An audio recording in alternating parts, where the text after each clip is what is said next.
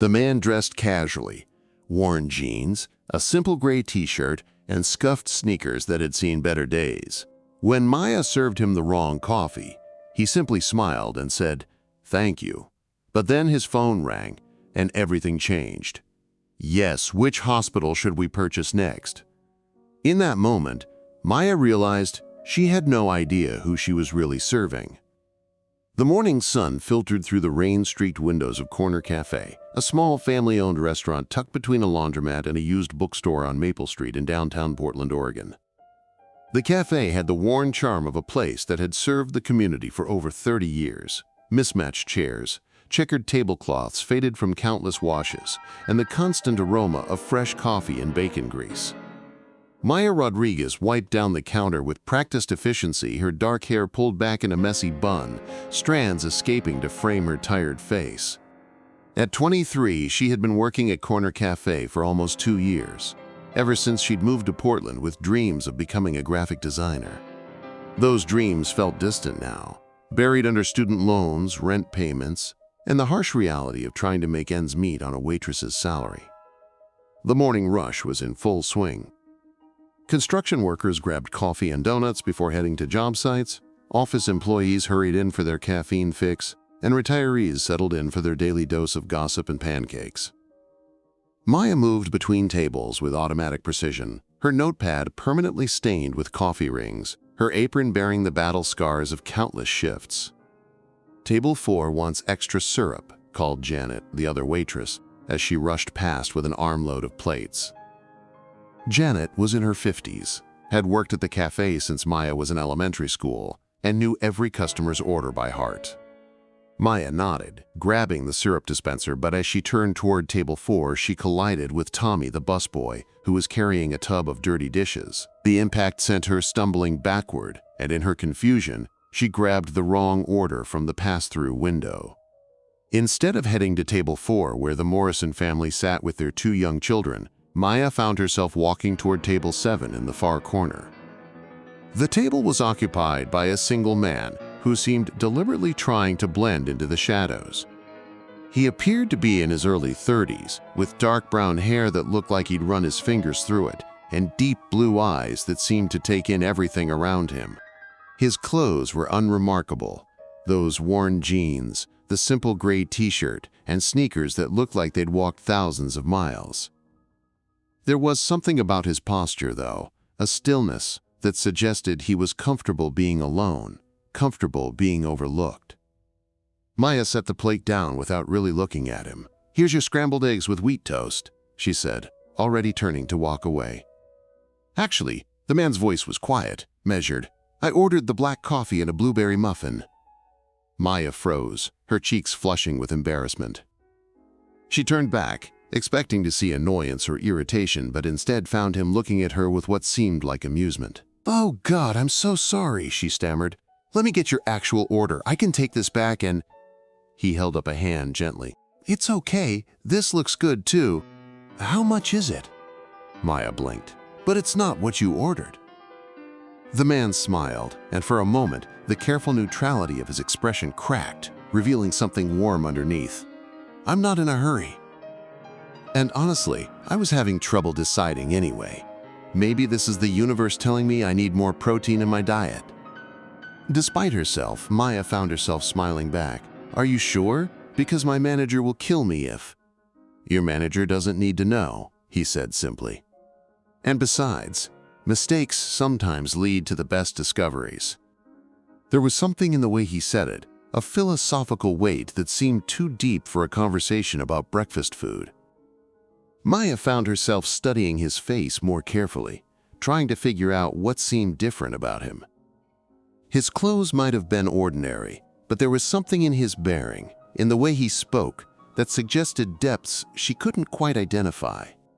"Thank you," she said finally. "That's really kind of you." He nodded and picked up the fork, taking a bite of the eggs. "These are perfect, actually. Please, thank the cook for me."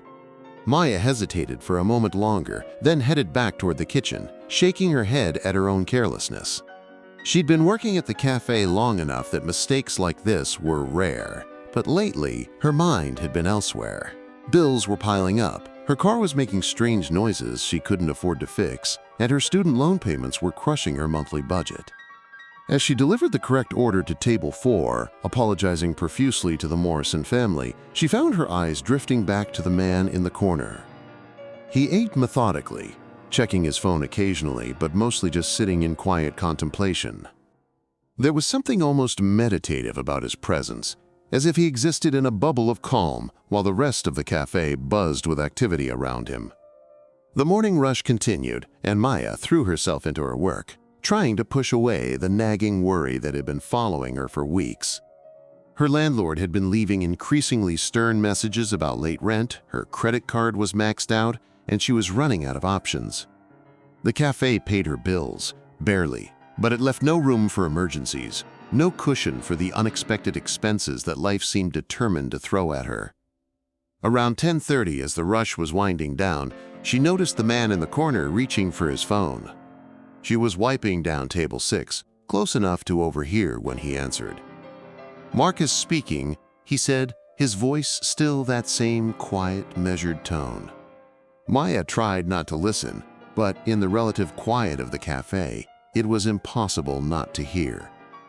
"Yes, I've reviewed the proposal," he continued. "The numbers look good, but I want to make sure we're not displacing any families. What's the relocation package looking like?" Maya's cloth stilled on the table.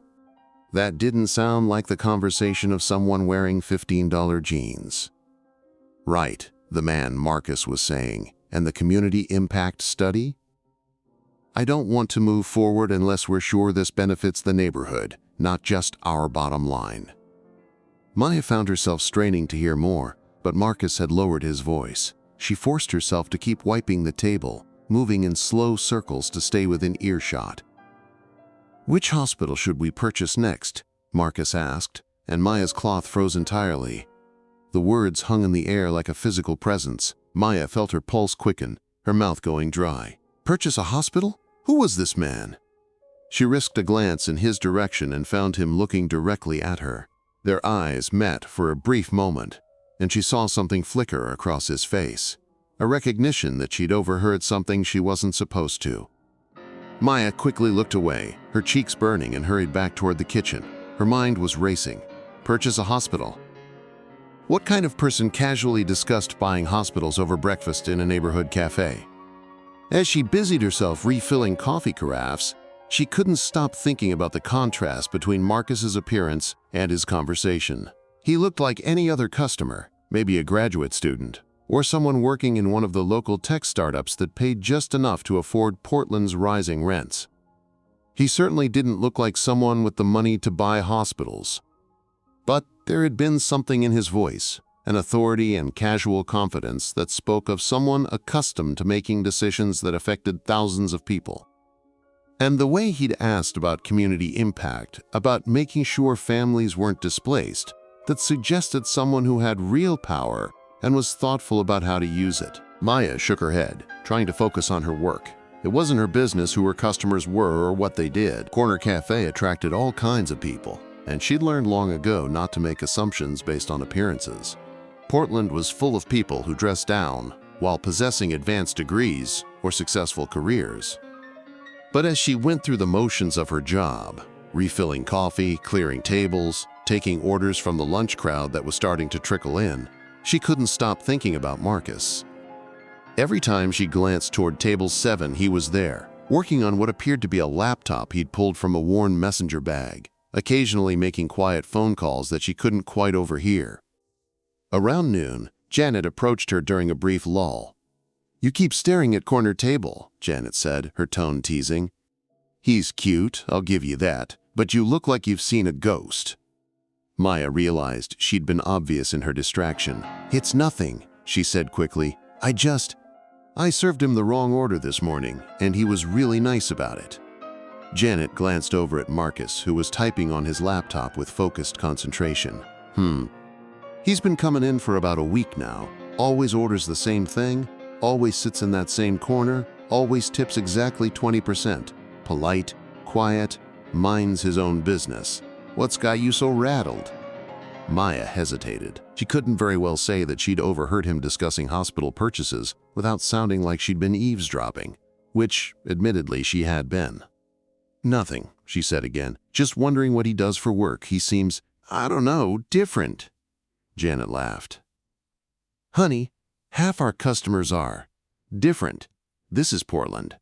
We got tech bros who look like lumberjacks, artists who inherited millions, and actual lumberjacks with philosophy degrees. You can't judge a book by its cover around here." She was right, of course.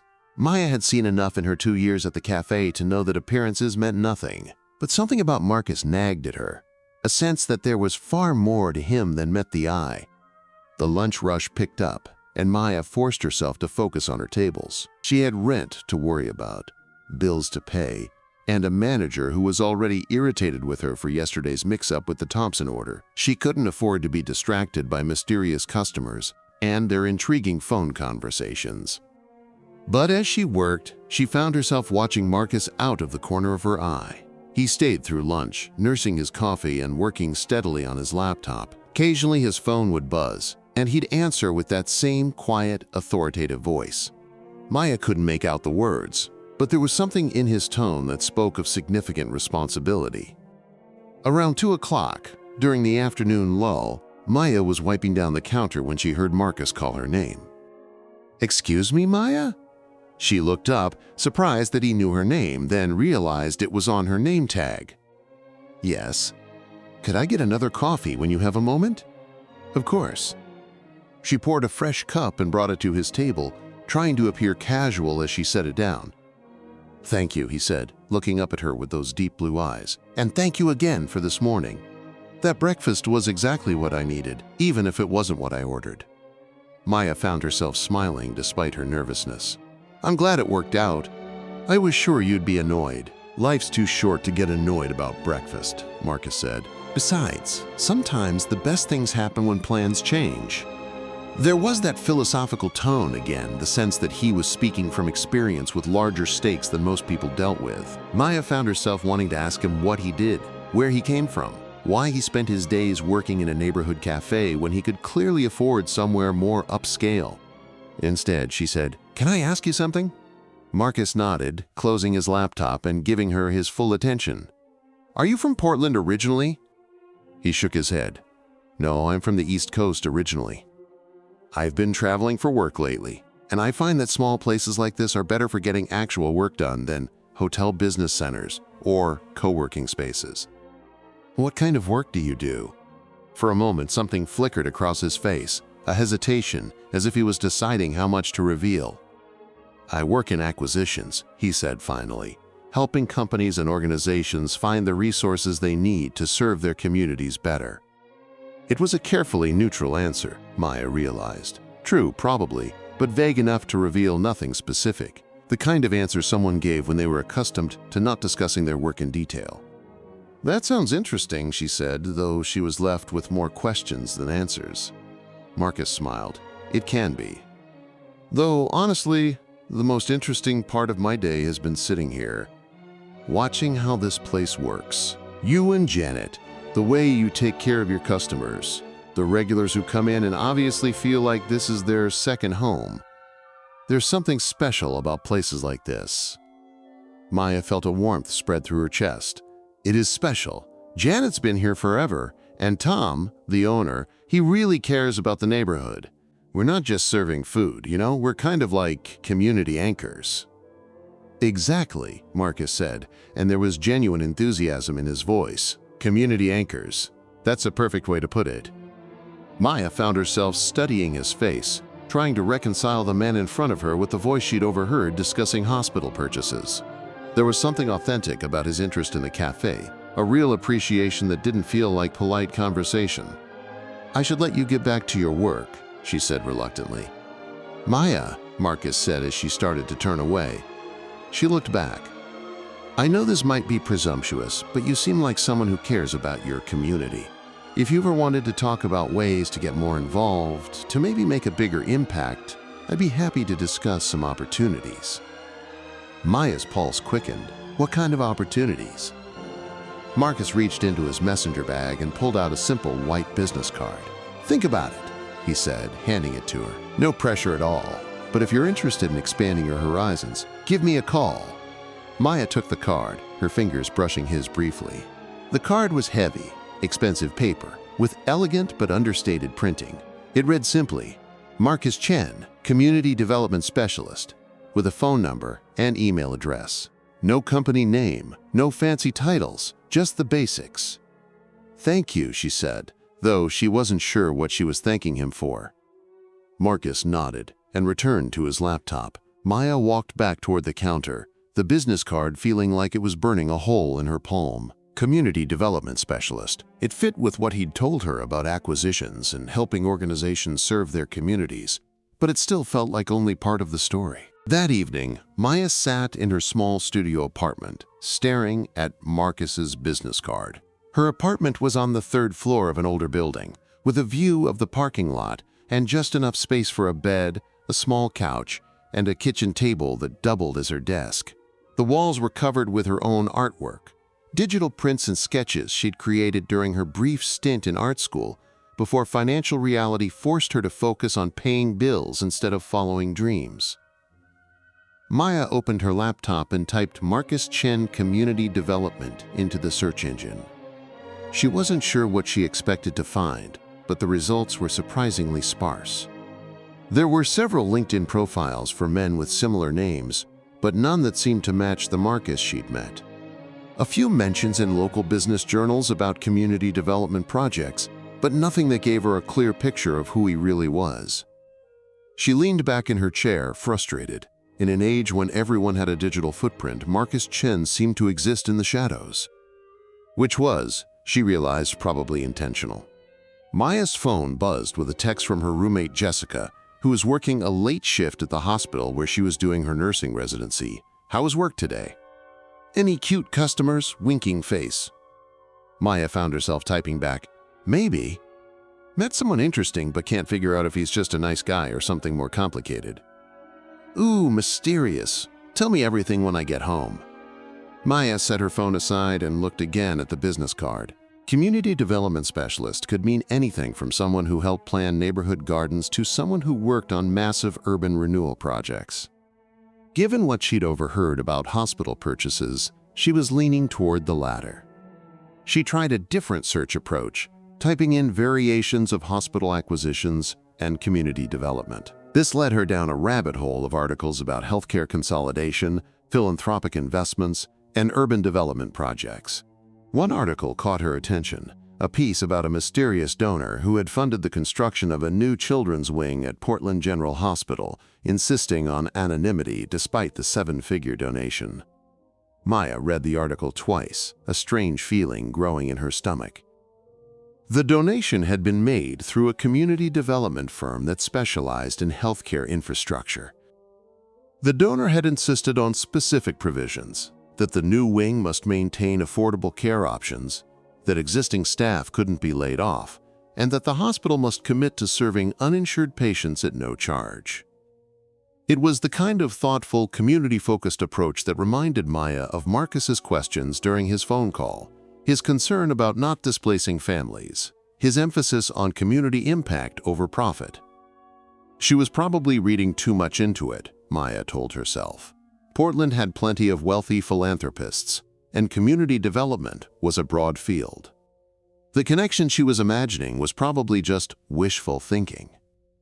But as she got ready for bed, Maya found herself thinking about Marcus's quiet confidence, the expensive business card, the way he'd offered to discuss opportunities for making a bigger impact. There was definitely more to him than appeared on the surface. The next morning at the cafe, Maya found herself watching the door, waiting for Marcus to arrive.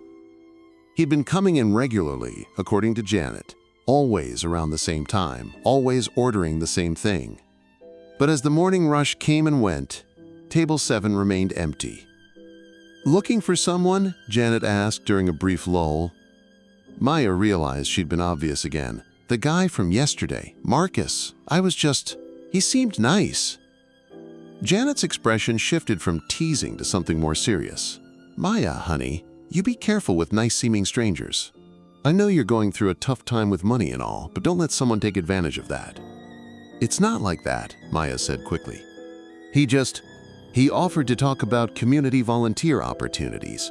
I think he might work in nonprofit development or something. Janet didn't look convinced. Just promise me you'll be smart about it. Meet in public places, tell someone where you're going, all that stuff your mother taught you. Maya nodded, though part of her wondered what her mother would think about her current situation. Elena Rodriguez had worked 2 jobs to put Maya through high school, dreaming of her daughter becoming the first college graduate in their family. Instead, Maya had dropped out after 2 years when the student loans became overwhelming, and now she was serving coffee to pay bills while her art supplies gathered dust. The lunch rush was busier than usual, and Maya threw herself into work, trying not to think about Marcus or mysterious donations or the growing pile of unpaid bills on her kitchen table.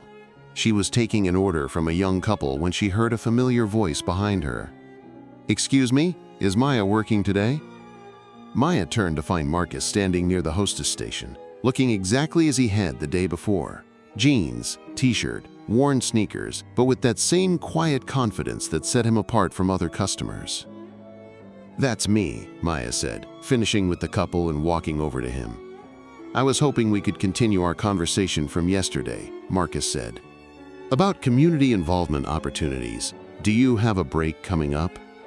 Maya glanced at the clock. It was just past 2, typically a slow time. "I could take 15 minutes. "Perfect. Would you like to grab a coffee across the street? My treat."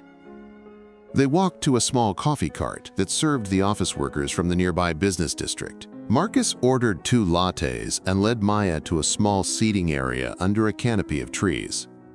"I've been thinking about our conversation yesterday," Marcus said as they sat down. "About community anchors, about the role places like Corner Café play in neighborhoods." "What about it?" Marcus was quiet for a moment, seeming to choose his words carefully. "I work with organizations that want to make a positive impact in communities like this one. Small businesses, healthcare facilities, educational programs, places that serve people who might not have access to resources elsewhere." Maya sipped her latte, waiting for him to continue. "The thing is," Marcus said, "I'm always looking for people who understand communities from the ground up, people who actually live in the neighborhoods we're trying to help, who can tell us what's really needed versus what outsiders think is needed." "And you think I'm one of those people?" "I think you're someone who pays attention," Marcus said. "Yesterday, when you talked about the cafe being a community anchor, you weren't just making conversation. You understand something important about how neighborhoods work, about what makes a place feel like home to people." Maya felt a flutter of something. Excitement maybe, or hope. "What exactly are you offering?" "Consultation work, to start. I'm working on a project here in Portland, and I need someone local who can help me understand the community dynamics. It would be part-time, flexible around your schedule here, good pay, and if it works out, there might be opportunities for more substantial involvement." "What kind of project?" Marcus hesitated again, and Maya recognized the same careful consideration he'd shown when she asked about his work. "Healthcare access," he said finally. "There are some significant gaps in this part of the city. People who can't afford insurance, families who can't take time off work to get to medical appointments, elderly residents who need care but can't navigate the system. I'm working with some investors who want to address those problems." Maya's pulse quickened. Healthcare access was exactly the kind of issue that affected people like her. People working multiple jobs without benefits. People choosing between rent and medical bills. "What would I be doing exactly?"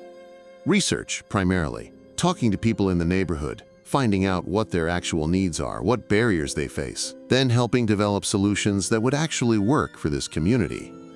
It sounded almost too good to be true. Maya had spent months feeling stuck, trapped between bills and dreams, with no clear path forward. The possibility of doing meaningful work that actually paid well was something she'd almost given up hoping for. "Can I ask you something?" Maya said. Marcus nodded. "Yesterday I overheard part of a phone conversation, something about purchasing hospitals. Is that related to this project?" For a moment, Marcus's carefully composed expression cracked, and Maya saw something like surprise flash across his face. Then he smiled, and it was the first genuinely unguarded expression she'd seen from him. "You have good ears," he said. "I wasn't trying to eavesdrop. It's just that the cafe is small and—" "It's okay," Marcus said. "And yes, that's related. The healthcare access project I mentioned, it's part of a larger initiative. My partners and I are looking at acquiring healthcare facilities that are struggling financially and turning them into community-focused care centers." Maya stared at him. "Your partners? Who exactly do you work for?" Marcus was quiet for a long moment, studying her face. Maya had the sense that he was making some kind of decision about how much to reveal. "I work for myself, primarily," he said finally. "But I collaborate with other investors who are interested in socially responsible business ventures. People who believe that profit and community benefit don't have to be mutually exclusive." It was still a careful answer, Maya realized, but it revealed more than he'd told her before. She found herself thinking again about the anonymous donation to Portland General, about the specific provisions that prioritized community benefit over profit maximization. "Maya," Marcus said, "I know this all sounds vague, and I know you have every reason to be skeptical. But I'm offering you a real opportunity to make a difference in your community while earning enough money to have some financial stability. Would you be interested in giving it a try?" Maya looked at him across the small table, trying to read his expression. Everything about the offer sounded perfect. Too perfect, maybe. But she thought about her overdue rent, about her maxed-out credit card, about the dreams she'd put on hold because she couldn't afford to chase them. "What would I need to do to get started?" Marcus smiled, and again Maya caught a glimpse of genuine warmth beneath his composed exterior. "Just say yes." Maya started her consulting work with Marcus the following week. He'd arranged to meet her at a small office space in a renovated warehouse in the Pearl District, Portland's upscale neighborhood of converted industrial buildings and high-end boutiques. The office was simple but elegant. Exposed brick walls, modern furniture, floor-to-ceiling windows that looked out over the city. When Maya arrived, she found Marcus dressed slightly differently than she'd seen him before. Still casual, but his clothes were newer, better tailored. Instead of worn jeans, he wore dark slacks and a button-down shirt that looked like it cost more than Maya made in a week. "Welcome," he said, gesturing for her to sit at a sleek conference table. "Coffee?" "Please." As Marcus prepared coffee from what appeared to be a very expensive espresso machine, Maya looked around the office space. It was clearly temporary. There were no personal touches, no artwork on the walls, just the basic furniture and equipment needed to conduct business. But everything was high quality, from the ergonomic chairs to the latest model laptops set up at each workstation. "Nice setup," Maya said as Marcus handed her a perfect cappuccino. "It serves its purpose," Marcus replied. "I prefer to work from places like Corner Café, honestly, but sometimes you need a proper office for meetings and research." They spent the morning going over Maya's first assignment. Marcus wanted her to conduct informal interviews with residents of the neighborhoods surrounding 3 specific healthcare facilities: Portland General Hospital, Legacy Emmanuel Medical Center, and a small community clinic called Eastside Health Services. "I want to understand what's working and what isn't," Marcus explained, showing Maya a detailed map with the facilities marked. "Not from the perspective of administrators or insurance companies, but from the people who actually need care. What are the barriers they face? What would make healthcare more accessible? What do they wish existed that doesn't?" Maya studied the map, recognizing all 3 locations. Portland General was where Jessica worked, a large hospital that served a diverse patient population. Legacy Emmanuel was in a more economically challenged part of the city, serving many uninsured patients. Eastside Health Services was tiny, just a few blocks from her apartment, and Maya had always wondered how they managed to stay afloat. "How long do I have for this research?" "Take your time. Do it right rather than fast. I'd rather have thorough, thoughtful insights than quick, superficial data." Marcus handed her a folder containing detailed demographic information about each neighborhood, contact information for community leaders who had agreed to be interviewed, and a research budget that made Maya's eyes widen. He was allocating money for her to take people out for coffee or lunch during interviews, to attend community meetings, even to make small donations to local organizations as a way of building trust and rapport. "This is very generous," Maya said, looking at the budget numbers. "Good research requires investment," Marcus replied. "And I want people to know we're serious about this, that we're not just academics writing a paper that no one will ever read." They talked through the methodology Marcus wanted her to use, a combination of formal interviews and informal conversations, demographic surveys, and personal storytelling. Maya was impressed by how thoughtful and comprehensive his approach was. This wasn't the kind of superficial research that many consulting firms did. Marcus clearly wanted to understand communities at a deep level. "One more thing," Marcus said as they wrapped up the meeting. "I know you're curious about who I really am and who I work with. That's natural, and I appreciate you respecting my privacy while you figured out whether you trusted me." Maya's pulse quickened. "And now? Now I think you've earned some answers." Marcus walked over to one of the laptops and pulled up a website Maya didn't recognize. The design was elegant and minimalist, with a simple logo at the top: Phoenix Development Group. Phoenix Development Group is a private investment firm that focuses on community-centered acquisitions, Marcus explained. "We buy struggling businesses and organizations, particularly healthcare facilities, educational institutions, and community services, and restructure them to better serve their communities while maintaining financial sustainability." Maya read over the website, which featured case studies of hospitals, community colleges, and social service organizations that Phoenix had acquired and transformed. The results were impressive: improved patient outcomes, expanded access to care, increased enrollment and graduation rates, enhanced community programming. "And you work for Phoenix?" Marcus was quiet for a moment. "I am Phoenix. I founded the company 5 years ago."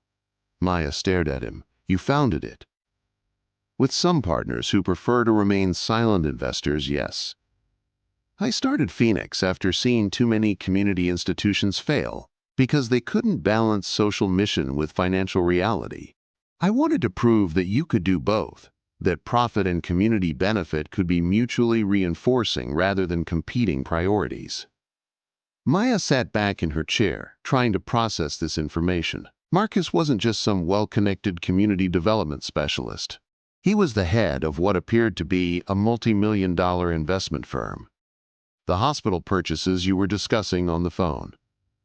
Portland General is struggling financially," Marcus said. "They provide excellent care, but they're losing money on their charity care programs, and they can't afford to upgrade their facilities. If current trends continue, they'll either have to drastically cut services or be acquired by a for-profit chain that will prioritize shareholders over patients." Maya thought about Jessica, who had spoken about the hospital's financial pressures and the impact on both staff and patients. "And you want to buy it?" "I want to save it," Marcus said. "Phoenix would acquire Portland General and invest in expanding their charity care programs, upgrading their facilities, and developing community health initiatives. But I need to understand what the community actually needs before we move forward." Maya was quiet for several minutes, absorbing everything Marcus had told her. The scope of what he was describing was enormous. Not just a business acquisition, but a complete reimagining of how healthcare could work in their community. "Why did you choose me for this research?" she asked finally. Marcus smiled. "Because you served me the wrong breakfast and handled it with more grace and thoughtfulness than most people show when everything goes right. Because when you talked about Corner Café being a community anchor, you understood something important about how neighborhoods work. And because you obviously care about people, not as abstractions or statistics, but as individuals with real lives and real challenges." Maya felt a flush of warmth, but also a nagging uncertainty. "This is all very impressive, Marcus, but it feels almost too good to be true. Why would someone with your resources be sitting in a neighborhood cafe working on a laptop? Why the casual clothes and the vague answers about what you do?" "Because," Marcus said, "when people know you have money, they tell you what they think you want to hear instead of what's actually true. When I look like just another guy working from a coffee shop, people are honest with me. I get to see how communities really function, what people really need, what's really working, and what isn't." He gestured toward the window, which looked out over Portland's downtown skyline. You can't understand a community from a corner office in a high-rise building. You have to be in it, part of it, listening to it. That's why I spend time in places like Corner Café. And that's why I need researchers like you, who actually live in the communities we're trying to help.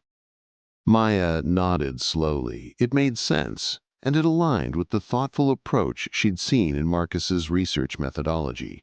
But it also meant that for the past week, she'd been serving coffee to someone who could probably buy the entire building where she lived. Maya, Marcus said, I know this is a lot to absorb. If you need time to think about whether you want to continue with this project, I understand completely. Maya looked at him across the conference table. Marcus Chen, founder of Phoenix Development Group, who dressed like a graduate student and spent his days in neighborhood cafes researching how to make communities stronger. A week ago, her biggest worry had been whether she could make rent.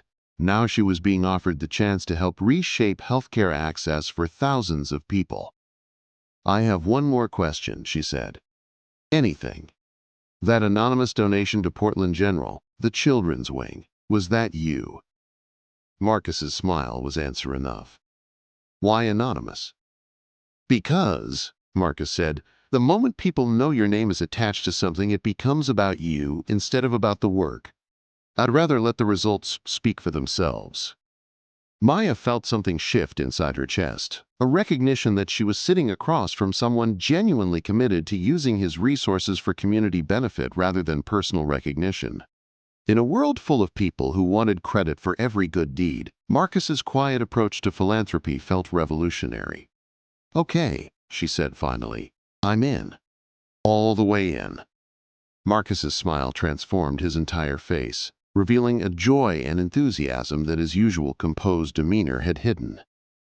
Welcome to Phoenix Development, Maya Rodriguez. Let's go change some lives. Over the next month, Maya threw herself into the research project with an intensity that surprised even her. She conducted over 50 interviews, attended community meetings, shadowed healthcare workers, and spent countless hours in hospital waiting rooms talking with patients and families about their experiences. What she discovered was both heartbreaking and inspiring. The healthcare system was failing many people in fundamental ways. Families choosing between rent and prescription medications, people avoiding preventative care because they couldn't afford the time off work, elderly residents struggling to navigate insurance bureaucracies while dealing with serious health conditions. But she also found incredible resilience and community support. Neighbors caring for each other's children during medical emergencies, church groups organizing transportation to medical appointments, informal networks of people sharing information about resources and support services. Maya documented all of it in detailed reports that she submitted to Marcus weekly. Their meetings had moved back to Corner Café, where Marcus continued to dress casually and work from his laptop like any other customer. But now Maya understood the significance of his phone conversations, the weight of the decisions he was making while sitting at table 7 with his coffee and muffin. The biggest issue isn't just money, Maya told Marcus during one of their weekly meetings. It's trust. People have been let down by the system so many times that they don't believe anyone is really trying to help them.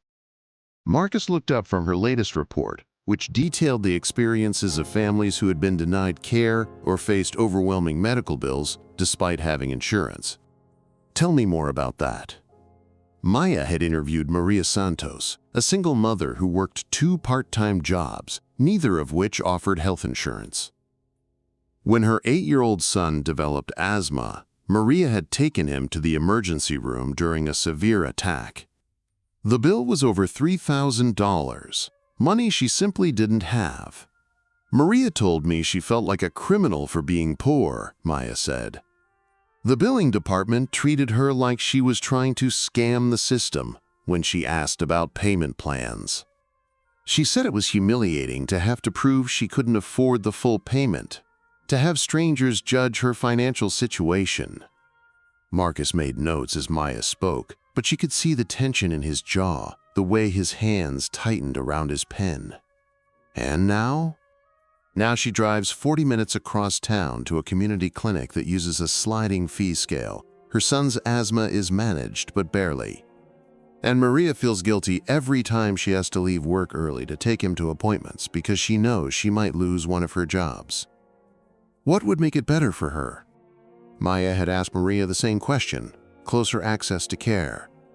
Providers who understand that missing work isn't just an inconvenience, it's a financial disaster, and, most importantly, being treated with dignity instead of judgment. Marcus nodded, adding more notes to his growing file of community insights. There's something else, Maya said. People are scared that if someone comes in and buys Portland General, they'll lose what little stability they have. They've heard horror stories about hospitals being acquired and then cutting services, laying off staff, or raising prices. That's a legitimate concern, Marcus acknowledged. Most hospital acquisitions are profit-driven. The acquiring company is looking to cut costs and maximize revenue, usually at the expense of patient care. Maya leaned forward. So how do we convince people that Phoenix would be different? By proving it, Marcus said simply, not with promises or marketing campaigns, but with actual results. That afternoon, Marcus took Maya on a tour of St. Mary's Community Hospital in Sacramento, California, a facility Phoenix had acquired 2 years earlier. They flew down on a small private jet, which was Maya's first indication of the true scale of Marcus's resources. St. Mary's had been on the verge of bankruptcy when Phoenix acquired it. The building was outdated, equipment was failing, and the hospital was hemorrhaging money on uncompensated care. Under Phoenix's management, the facility had been transformed into a state-of-the-art community health center that somehow managed to provide high-quality care while maintaining financial sustainability. The key, explained Dr. Jennifer Walsh, St. Mary's chief medical officer, as she walked Maya and Marcus through the renovated emergency department, was understanding that community health and financial health aren't opposing forces. When people have access to preventative care, they don't end up in the ER with expensive emergency conditions.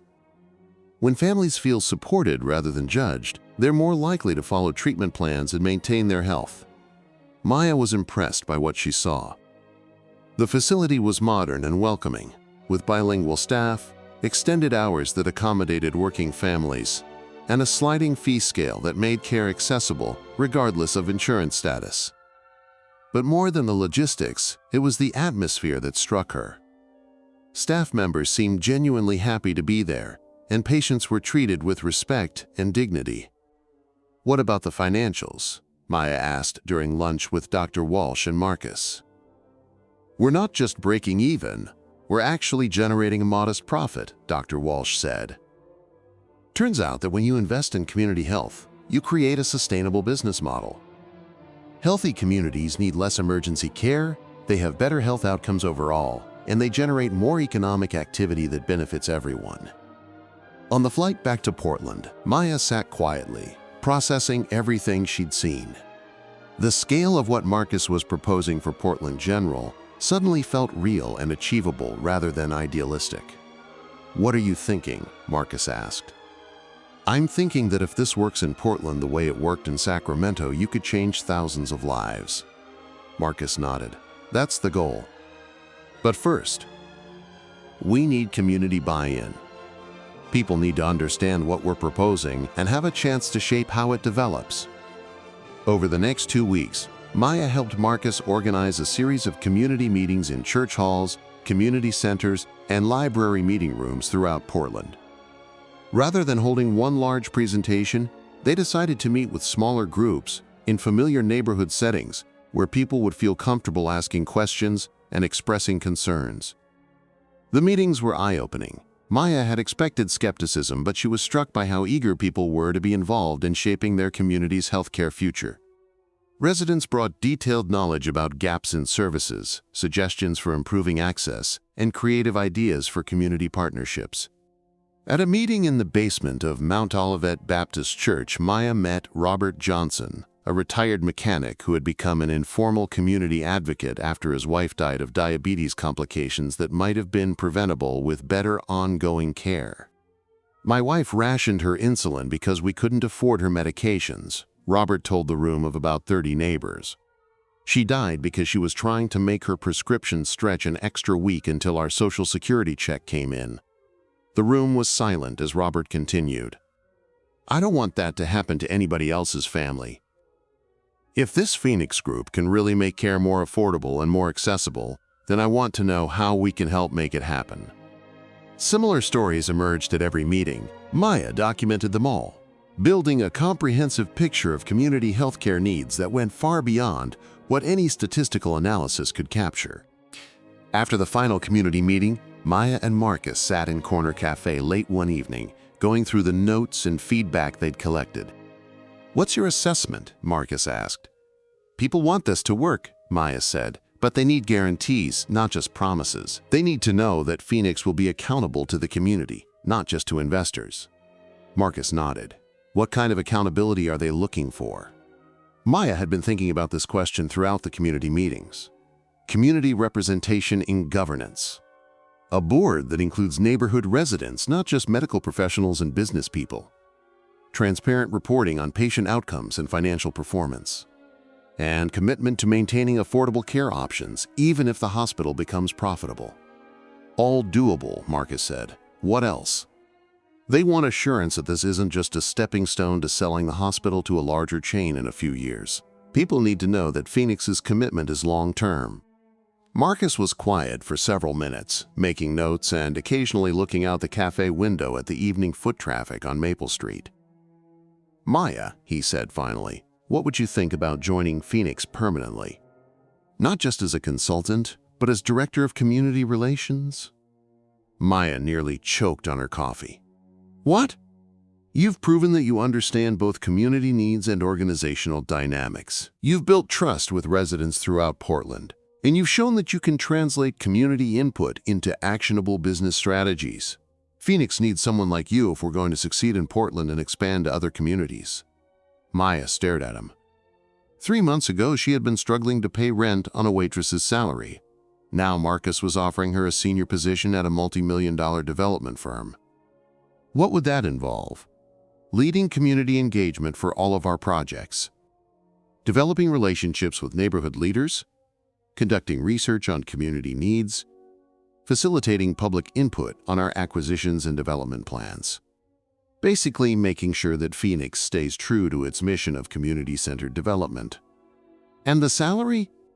Marcus named a figure that was more than triple what Maya had been making at Corner Café.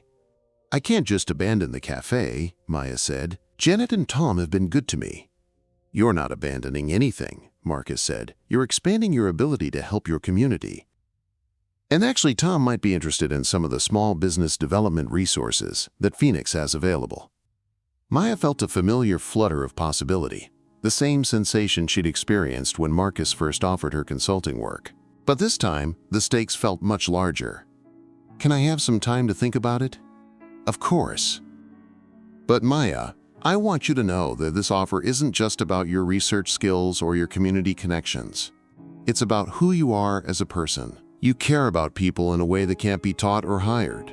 That's exactly what Phoenix needs to succeed. That night, Maya lay awake thinking about Marcus's offer. She thought about Maria Santos and her son's asthma, about Robert Johnson and his wife's rationed insulin, about all the people she'd interviewed who were struggling to access healthcare while maintaining their dignity and financial stability. She thought about her own dreams, too, the artistic ambitions she'd put aside when money became tight, the sense that she was capable of more than she'd been able to pursue. Working for Phoenix would give her financial security, meaningful work, and the chance to make a real difference in her community. But it also meant leaving behind the familiar world of Corner Café, the simple routine of serving coffee and taking care of regular customers. There was something to be said for work that was straightforward and immediate, where you could see the results of your efforts in every satisfied customer and every well-served meal. Maya's phone buzzed with a text from Jessica. How's the consulting work going? You've been so busy lately I barely see you. Maya realized she hadn't told Jessica or anyone else about the true scope of what she'd been working on. The community meetings, the research, the revelation about Marcus's identity and resources. She'd been living in two worlds, keeping her Phoenix work separate from her regular life. Maybe, she thought, that was about to change. Maya gave her notice at Corner Café the following Friday, which was one of the hardest conversations she'd ever had. She found Tom, the owner, doing inventory in the back office, a cramped space filled with invoices, delivery schedules, and photos of the cafe's history spanning 3 decades. "I need to talk to you about something important," Maya said, sitting down across from Tom's cluttered desk. Tom looked up from his paperwork, immediately sensing the seriousness in her tone. At 62, Tom Brennan had owned Corner Café since before Maya was born. He was a soft-spoken man with calloused hands and a genuine care for both his employees and his customers that had kept the cafe functioning as a neighborhood institution through economic ups and downs. "What's on your mind, Maya?" "I've been offered another job, a good job with better pay and benefits. I'm gonna have to leave the cafe." Tom leaned back in his chair, studying her face. "This have anything to do with that fella who's been coming in regular like? The one you've been meeting with?" Maya was surprised by Tom's perceptiveness, but she shouldn't have been. Tom noticed everything that happened in his cafe. "Yes," she admitted. "He offered me a position with his development company." "Development company?" Tom's expression became more serious. "What kind of development?" Maya had been dreading this moment, knowing that the word development would raise alarm bells for Tom. Too many neighborhood businesses had been displaced by developers who saw old buildings as opportunities for luxury condos and chain restaurants. "Community-focused healthcare development," Maya said carefully. "The company buys struggling hospitals and healthcare facilities and restructures them to better serve their communities." Tom was quiet for a long moment. "And you trust this fellow?" Maya thought about everything she'd learned about Marcus over the past month. His commitment to community engagement, the success stories she'd seen in Sacramento, the way he'd quietly donated millions to Portland General without seeking recognition. "I do," she said. "I've seen his other projects, Tom. He's not trying to displace communities or maximize profits at the expense of people. He's trying to make healthcare more accessible and affordable." Tom nodded slowly. "And this job he's offering you, it's good work? Work you can be proud of?" "Yes. It's exactly the kind of work I've wanted to do but never thought I'd have the opportunity for." Tom smiled then, the first genuine smile Maya had seen from him during their conversation. "Then you'd be a fool not to take it." Maya felt tears prick her eyes. "I'm going to miss this place, miss you and Janet and all the regulars." "We'll miss you too, Maya. But Corner Café will always be here for you. This is your neighborhood, your community. That's not going to change just because you're working somewhere else." Tom leaned forward across his desk. "In fact, if your development fellow is really committed to supporting communities like he says he is, maybe he'd be interested in helping some of the other small businesses around here. We could use some resources for upgrading equipment, marketing support, that kind of thing." Maya brightened. "Actually, I think he would be very interested in that. Phoenix, that's his company. They do small business development in addition to healthcare. I could set up a meeting." "Phoenix," Tom repeated, "like the bird that rises from the ashes." "Exactly." 2 weeks later, Maya started her new position as Director of Community Relations for Phoenix Development Group. Her first day was spent in meetings with Marcus and Phoenix's other key staff, a small but impressive team of healthcare administrators, financial analysts, and community development specialists. Maya was struck by how different the Phoenix team was from what she'd expected. Rather than the typical corporate development crowd of aggressive young professionals in expensive suits, Phoenix had hired people with deep experience in community organizing, public health, and social services. These were people who had chosen to work for Phoenix because they believed in its mission, not just because it paid well.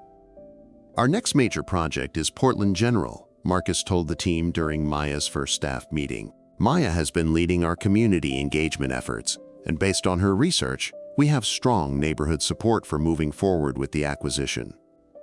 Dr. Sarah Kim, Phoenix's Director of Healthcare Operations, pulled up a detailed presentation about Portland General's current situation. The hospital was losing money, deferring maintenance on critical equipment, and struggling to maintain staffing levels. Without intervention, it would likely be forced to close or be acquired by a for-profit chain within 18 months. "The good news," Dr. Kim continued, "is that the hospital's clinical outcomes are still strong. They have excellent staff and a good reputation in the community. The problems are primarily financial and administrative." Marcus turned to Maya. What's your assessment of community readiness for this acquisition? Maya had prepared thoroughly for this moment. The community is cautiously optimistic, she said. People understand that Portland General needs help, and they're willing to support Phoenix's acquisition if we can demonstrate three things: transparent governance that includes community representation, commitment to maintaining affordable care options, and accountability for patient outcomes and community benefit. All achievable, said James Chen, Phoenix's chief financial officer and Marcus's cousin. We've structured similar agreements in our other acquisitions. Maya spent the rest of her first week diving into the operational details of how Phoenix's community-centered approach actually worked. She reviewed governance structures, financial models, and outcome data from Phoenix's other healthcare acquisitions. What impressed her most was the consistency between Phoenix's stated mission and its actual practices. In Sacramento, Phoenix had invested heavily in preventative care programs that reduced emergency room visits and improved community health outcomes. In Denver, they had partnered with local organizations to provide transportation and childcare services that made it easier for working families to access medical care. The key insight, Marcus explained to Maya during one of their planning sessions, is that community health and financial sustainability are mutually reinforcing. When people have access to preventative care, they don't develop expensive emergency conditions. When families feel supported rather than judged, they're more likely to follow treatment recommendations and maintain their health. When healthcare providers feel valued and properly resourced, they deliver better care and stay in their positions longer. Maya was beginning to understand that Phoenix's approach wasn't just idealistic, it was practical. By investing in community health and community relationships, Phoenix created healthcare systems that were both more effective and more financially sustainable than traditional for-profit models. 2 months into her new job, Maya received a phone call that would test everything she'd learned about Phoenix's commitment to community benefit. Maya, this is Robert Johnson. We met at the community meeting at Mount Olivet Baptist.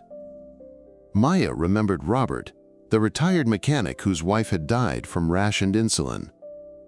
He had become one of Phoenix's strongest community supporters, helping to organize neighborhood meetings and encourage community input on the Portland General acquisition.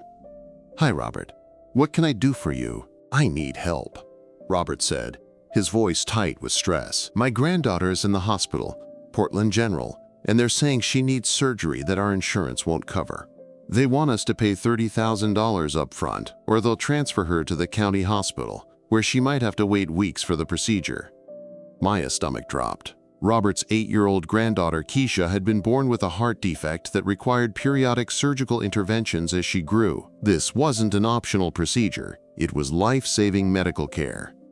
Robert, I'm going to look into this immediately, Maya said. Can you give me the details of Keisha's case and your insurance situation? Maya spent the rest of the day making phone calls and reviewing Keisha's medical records. What she discovered made her furious. Portland General's billing department had applied their standard financial protocols without considering the family's circumstances or the urgency of Keisha's medical needs. The required surgery was covered by Robert's insurance, but the insurance company was demanding additional prior authorization that could take weeks to process. In the meantime, Portland General was requiring upfront payment for the procedure, essentially holding Keisha's health hostage to bureaucratic processes that had nothing to do with medical necessity. Maya knew this was exactly the kind of situation that Phoenix's community-centered approach was designed to prevent. But Phoenix didn't own Portland General yet. The acquisition was still being finalized, and Maya had no official authority to intervene in the hospital's billing practices. She called Marcus. This is a test, Maya told him after explaining Keisha's situation. The community is watching to see whether Phoenix's promises about community benefit are real or just marketing. If we can't help Robert's granddaughter, why should people trust us with their hospital? Marcus was quiet for several minutes. What do you recommend? Phoenix should pay for Keisha's surgery, Maya said without hesitation. Not as a loan, not as charity that makes the family feel guilty, but as an advanced demonstration of how healthcare should work when community benefit is the priority. That's a significant financial commitment, Marcus said, and we don't even own the hospital yet. "I know," Maya said. "But this is exactly why the community needs to see that Phoenix is different. Anyone can make promises. We need to prove that we'll put community health ahead of profit even when it costs us money." Marcus was quiet again. "Then, make it happen. Whatever Keisha needs, Phoenix will cover it." Maya spent the next hour on the phone with Portland General's billing department, explaining that Phoenix Development would be covering all costs for Keisha's surgery and recovery. She also arranged for Phoenix to work directly with the insurance company to expedite the prior authorization process so that Robert wouldn't face similar delays in the future. When she called Robert back with the news, he was quiet for so long that Maya thought the call had been disconnected. "Robert, are you there?" "I'm here," Robert said, his voice thick with emotion. I can't believe it. You really meant what you said about putting community first." "Yes," Maya said simply. "We did." Word of Phoenix's intervention on Keisha's behalf spread quickly through Portland's neighborhoods. Maya found herself fielding calls from community members who had heard the story and wanted to know more about Phoenix's plans for Portland General. More importantly, Maya began to understand something fundamental about her role at Phoenix. She wasn't just conducting community relations or managing public perception. She was helping to build a new model of healthcare that put community benefit at the center of every decision. It wasn't always easy work. Maya faced skepticism from people who had been disappointed by previous promises of community investment. She navigated complex insurance and regulatory systems that seemed designed to prevent, rather than facilitate, access to care. She mediated between community needs and financial realities, always looking for creative solutions that served both. But every success story, every family like Robert's who received the care they needed, every community health improvement that Phoenix's investments made possible, reinforced Maya's conviction that she was doing exactly the work she was meant to do. 6 months after starting at Phoenix, Maya stood in the renovated lobby of Portland General Hospital, now officially owned and operated by Phoenix Development Group. The space had been transformed from a sterile, intimidating institutional environment into a welcoming community health center with comfortable seating, multilingual signage, and artwork created by local artists.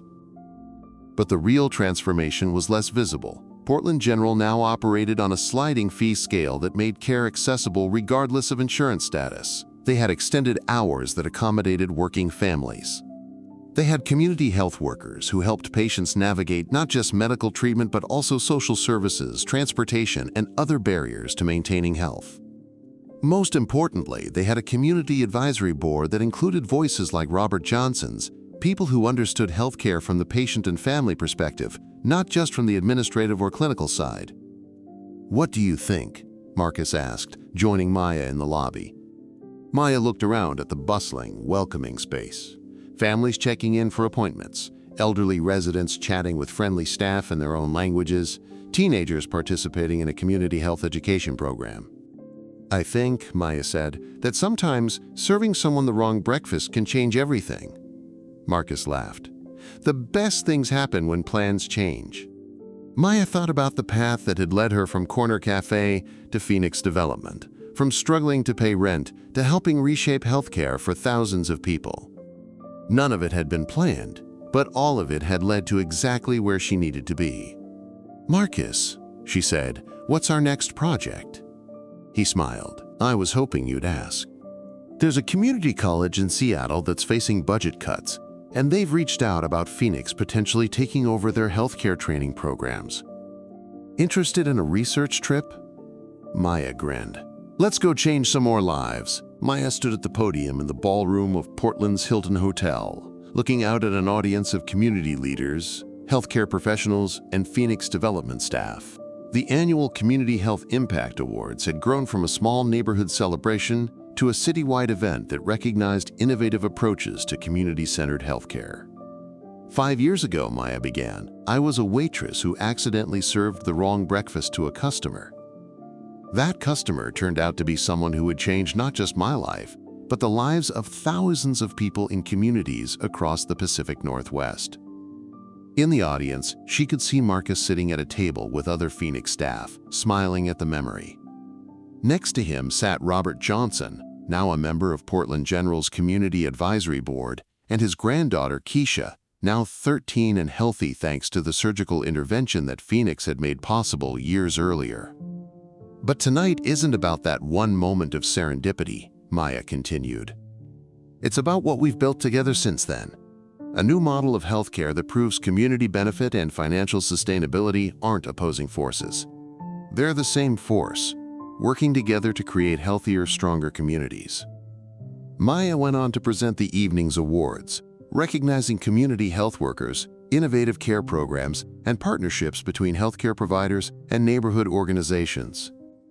Each award represented hundreds of people who had received better care, thousands of families who had been able to access healthcare without financial catastrophe, and entire communities that had become healthier and more resilient. After the ceremony, Maya found herself back at Corner Café, sharing late-night coffee with Marcus, Robert, and several other community leaders who had been instrumental in Phoenix's success.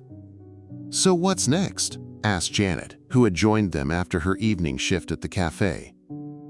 At 58, Janet was considering retirement, but she remained one of Maya's closest advisors on community dynamics and neighborhood concerns.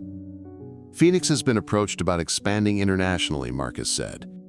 "There are communities in Mexico and Central America that face similar challenges with healthcare access. Maya's been invited to lead a feasibility study." Maya nodded. "It's exciting, but also daunting. Every community is different, and what works in Portland might not work in Guatemala or Honduras. But the principles are the same," Robert observed. "People need to be heard, they need to be respected, and they need healthcare that doesn't bankrupt their families." Maya raised her coffee cup. "To principles that transcend borders." The group toasted with their coffee cups, a simple gesture that felt appropriately humble for people whose work had transformed thousands of lives through quiet persistence rather than grand gestures. As Maya walked home through the familiar streets of her neighborhood, she reflected on the journey that had brought her to this point. The struggling young woman who had served wrong breakfast orders seemed like a different person now. But Maya knew that everything she'd accomplished had grown from the same values that had guided her through her waitressing days, caring about people as individuals, paying attention to their real needs, and believing that everyone deserved to be treated with dignity. Her phone buzzed with a text from Marcus. "Thank you for taking a chance on Phoenix, and thank you for making me believe that business can be a force for good."